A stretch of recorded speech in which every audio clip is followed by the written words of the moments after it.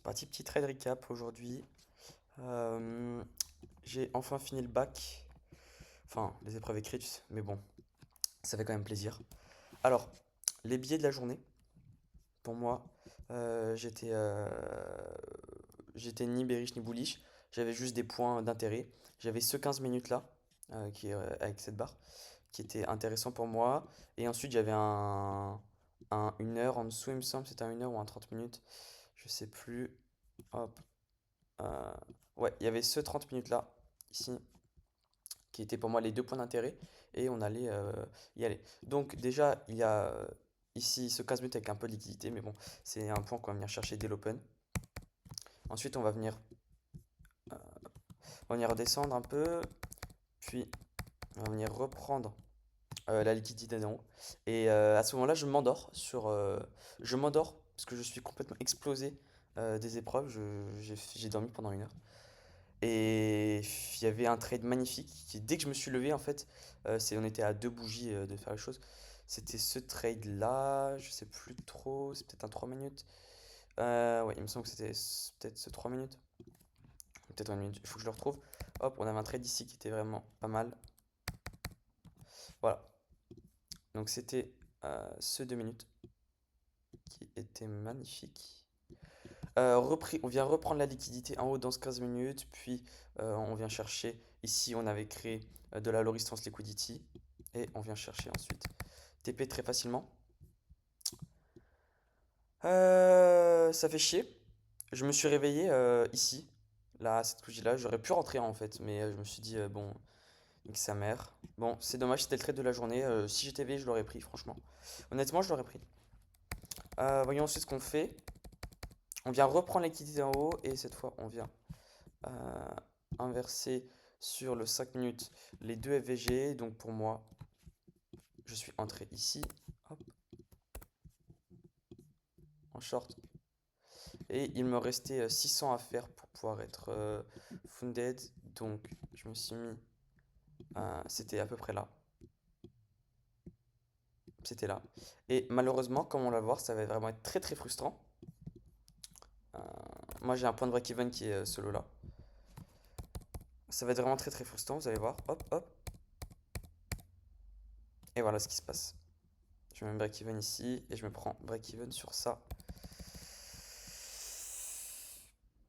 Là, j'avoue que le fait que je sois funded à genre.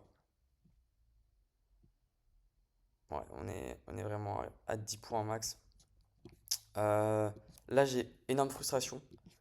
Je m'endors, je loupe cette première occasion, énorme frustration.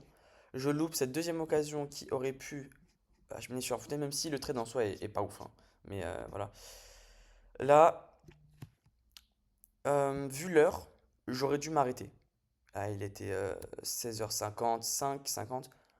J'aurais dû break even day et me dire, bon, c'est pas grave, j'ai dormi devant le graphique, bon, c'est pas grave, c'est pas grave en fait, finalement, c'est vraiment pas grave. Mais ça m'a créé énormément de frustration. Et comme on venait de faire une prise de liquidité ici avec ce lot, et qu'on inversait sur le 2 minutes, j'ai pris le long, juste là. Je me suis mis ici. Et encore une fois, très frustrant, je me suis mis juste à ce 5 minutes, on voit ici qu'on a un 5 minutes, donc je me suis mis là. Très frustrant. Hop. Euh, Pourquoi ça fait rien? Hop. On va voir ce qui se passe. Je me fais sortir. Et voilà. D'habitude, je me mets au body. Là. Pourquoi je me suis pas mis au body? Je ne sais pas. Pourquoi est-ce que j'ai fait ça? Je ne sais pas du tout. Euh, je ne sais pas du tout. Pourquoi j'ai fait ça? Ça aurait résulté à. Je ne sais pas. J'aurais encore été dans le trade. Bon, après, le trade est horrible et moche. Mais je me suis mis là. J'ai fait un stop loss de merde. Et du coup, j'ai perdu 200 dollars. Qu'est-ce qu'il faut retenir de la journée? Je me suis endormi devant les graphiques. Donc, j'ai loupé des opportunités. Ça m'a frustré. De cette frustration, j'ai eu un break-even qui est passé à rien, qui m'aurait permis d'être funded. Donc, beaucoup de frustration.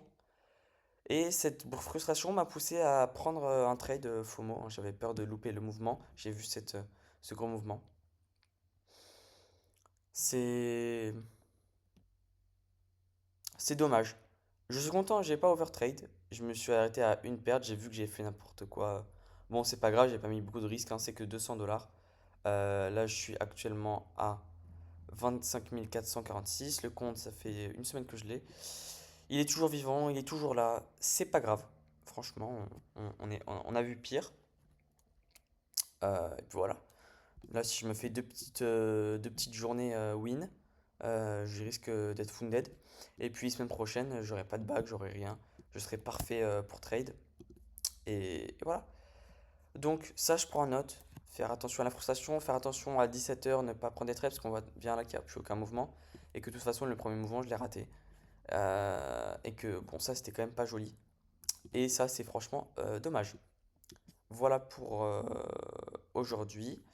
On se retrouve demain pour un autre trade recap.